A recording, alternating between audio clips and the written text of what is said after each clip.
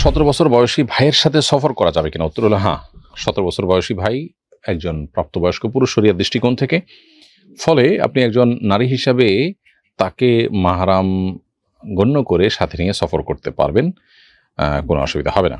সালাতের সময় আশপাশে মানুষ থাকলে আমার ডিস্টার্ব হয়, অনেক সময় রিয়াও হয়ে যায়, তাই আমি একা একটা অন্ধকার ও নির্জন স্থলে সালাত পড়ি। এ সম্পর্কে শরিয়া কি বলে? উত্তর হলো, পুরুষের জন্য ফরজ নামাজ মসজিদে যেয়ে পড়া সুন্নাত মুআক্কাদা, এর জন্য ফরজ নামাজ মসজিদে গিয়েই পড়া উচিত। আর নফল নামাজ নির্জনে বা অন্ধকারে পড়া যেতে পারে। আপনার রিয়া হয়ে যেতে পারে, এই চিন্তা থেকে আপনি ফরজ নামাজ যদি মসজিদে গিয়ে না পড়েন তাহলে আপনি গুনাহগার হবেন, রিয়া হইলেও হবে, তারপর আপনাকে মসজিদে গিয়ে নামাজ আদায় করতে হবে। ফরজ নামাজ, ফরজ দান এগুলো প্রকাশ্যেই করতে হয়, যেমন জাকাত, নামাজ এগুলো প্রকাশ্যে করতে হয়। আর যেগুলো ফরজ না নফল সেগুলো বরং গোপনে করাটা উত্তম। আমার স্বামী মারা যাওয়ার পর আরেকজনের সাথে বিবাহ বন্ধনে আবদ্ধ হয়েছি। প্রথম সংসারে আমার সন্তান আছে, দ্বিতীয় সংসারেও সন্তান আছে। প্রথম স্বামীর ত্যায্য সম্পত্তি থেকে আমি যে সম্পদ পেয়েছি আমি মারা যাওয়ার পর, এতে কি আমার দ্বিতীয় সংসারের সন্তানরাও হকদার হবে? উত্তর হলো হ্যাঁ। আপনার যে সন্তানরা সরাসরি আপনার গর্ভ থেকে দুনিয়াতে এসেছেন তারা সবই আপনার সন্তান। অতএব আপনি প্রথম স্বামী থেকে পান কিংবা দ্বিতীয় স্বামী থেকে পান, উপার্জন করে নেন কিংবা কেউ আপনাকে গিফট করুক, যে সম্পদগুলো আপনি রেখে যাবেন আপনার মৃত্যুর পর সেগুলো আপনার সন্তানরা সবাই সেগুলোর ভাগ পাবে। হ্যাঁ, আপনার কোনো স্বামীর অন্য স্ত্রী থেকে আসা সন্তান যারা, তারা আপনার সন্তান, গর্ভস্থ সন্তান, আপনার গর্ভের সন্তান নয়, যার কারণে তারা আপনার মিরাসের অংশ পাবে না। আমি দীর্ঘদিন ধরে স্কিনের সমস্যায় ভুগছি, যেখানে থাকি এখানে কোনো মহিলা ডার্মাটোলজিস্ট পাচ্ছি না। গাইনোকোলজির একজন মহিলা চিকিৎসক দেখিয়েছিলাম, তবে সেরকম কাজ হয়নি। এমত অবস্থায় আমি কি কোনো পুরুষ ডার্মাটোলজিস্টকে দেখাতে পারবো কিনা? উত্তর হল হ্যাঁ, অবশ্যই বোন, আপনি দেখাতে পারবেন। যদি কোনো নারী চিকিৎসক আপনার এই রোগের জন্য ভালো না পান তাহলে সেক্ষেত্রে পুরুষ চিকিৎসকের কাছে আপনি দেখাতে পারবেন। যেটুকু জায়গা না দেখালে নয় সেটুকু জায়গায় শুধুমাত্র ডাক্তারকে আপনি দেখাবেন এবং পরিপূর্ণ পর্দা করে আপনি তার সেবা নিতে কোনো অসুবিধা নেই। কালো ছাড়া অন্য রঙের বোরকার মাধ্যমে কি পর্দা হবে?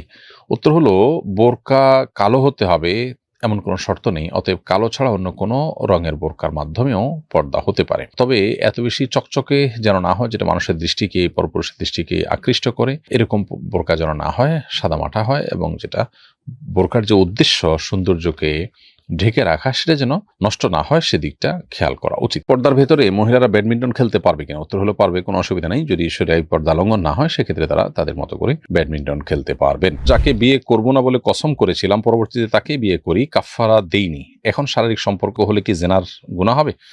উত্তর হলো, বিয়ে করবেন না বলে কসম করার পর যদি বিয়ে করে ফেলেন তাহলে কসম ভঙ্গ হয়েছে, আর কসম ভঙ্গ হলে কাফারা দিতে হয়। কাফারা হলো 10 জন মিসকিনকে খাবার দেওয়া কিংবা 3টি রোজা রাখা, এই দুটির যে কোনোটি করলে ইনশাআল্লাহ আপনার কসমের কাফারা আদায় হয়ে যাবে।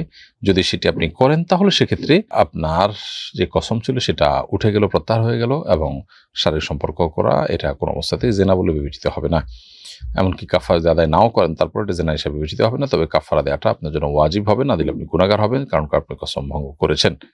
বিধায় কাফারা দেওয়াটাই হলো আপনার এখন মূল করণীয় কাজ। মহিলারা চুল আঁচড়ানোর সময় স্বাভাবিকভাবে অনেক চুল ছিঁড়ে যায়, গ্রামে কিছু ফেরিওয়ালারা এই চুল কিনতে আসে, এই চুল বিক্রি করা বৈধ হবে কিনা? উত্তর হলো, আল্লাহ রাব্বুল আলামিন কোরআনে কারিমে বলেছেন, ওয়ালাকাদ কাররামনা বানি আদম, আমি আদম সন্তানকে বা মানুষকে সম্মানিত করেছি। অতএব মানবদেহের প্রত্যেকটা অঙ্গ আল্লাহ তাআলার কাছে সম্মানিত এবং মর্যাদার বিষয়। মানবদেহের কোনো অংশ বিক্রি করা সম্পূর্ণ নাজায়েজ এবং গুনাহের কথা। এই জন্য এই ব্যবসা যতই জমজমাট হোক, যতই লোভনীয় হোক, চুল বিক্রি করা কোনো অবস্থাতে জায়েজ হবে না। মা খালার বাড়িতে থাকতে চায় কিন্তু সেখানে গেলে তারা একসাথে বসে গীবত করে এবং সেখানে যেতে বাধা দেই, মাঝে মাঝে রাগারাগিও করি, এদিকে আমার গুনাহ হবে? মা খালার বাড়িতে যেতে চান কিন্তু সেখানে গেলে তারা গীবত শিকায়াত করেন, তো আপনি সন্তান হিসাবে তারা যেন গীবত শিকায়াত না করেন তাদেরকে নাসিহা করবেন, তাদেরকে উপদেশ দিবেন, আল্লাহর ভয় দেখাবেন। এতে যদি তারা ফিরে আসেন, ভালো না আসলে আপনি তাদেরকে এই গুনাহ থেকে বাঁচাবার জন্য অন্য কোনো উপায় অবলম্বন করতে পারেন, কিন্তু সেটা তাদের প্রতি বেয়াদবিমূলক হতে পারবে না। ধরুন দুজনকে দু জায়গায় রেখেছেন এবং তারা খুব মনোবেদনায় আছেন, কষ্টে আছেন, এরকমটি করা জায়েজ নেই। বোঝানোর ব্যাপারটা নম্রতার সাথে বোঝাবেন এবং তাদের সঙ্গে দুর্ব্যবহার করবার কোনো ইখতিয়ার আপনার নেই। এরপর যদি তারা গুনাহে লিপ্ত হন সেক্ষেত্রে তার দায়ভার তাদের উপরে, আপনি আপনার জায়গা থেকে চেষ্টা করেছেন, জাস্ট এটুকুই আপনার জন্য যথেষ্ট ইনশাআল্লাহ তাআলা। ফুফুকে জাকাত দেওয়া যাবে কিনা? উত্তর হলো হ্যাঁ, ফুফুকে জাকাত দেওয়া যাবে যদি তিনি জাকাতের উপযুক্ত হন। কারণ ফুফু এমন কোনো ব্যক্তি না যার ভরণ পোষণ আপনি দিতে বাধ্য। যার ভরণ পোষণ আপনি দিতে বাধ্য তাকে আপনি জাকাতে টাকা দিতে পারবেন না। ধরুন আপনার সন্তান সন্ততির ভরণ পোষণ আপনার উপরে বর্তায়, বিধায় আপনি তাদেরকে জাকাতে টাকা দিতে পারবেন না। তো ফুফু যেহেতু এমন মানুষ যার ভরণ পোষণ আপনার কর্তব্যের মধ্যে পড়ে না, আপনার দায়িত্বের মধ্যে, ফরজ না, আপনার উপরে অধিকার হিসাবে তার থাকে না, সেজন্য জাকাতের উপযুক্ত যদি মনে হয় আপনার ফুফুকে, তাহলে অবশ্যই আপনার নিজের জাকাতের টাকা তাকে দিতে পারবেন।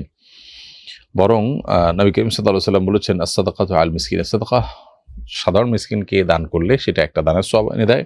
ওয়াস-সাদাকাতু আলা যিল কুরবা সিলাতুন ওয়া সাদাকাতুন, আর যদি দানটা হয় কোনো আত্মীয় স্বজনের জন্য, নিকট আত্মীয়ের জন্য, রক্ত সম্পর্কে আত্মীয়কে দান করা হয়, তাহলে সেক্ষেত্রে আত্মীয়তার বন্ধন রক্ষার সওয়াব এবং দানের সওয়াব ডাবল পাওয়া যায়।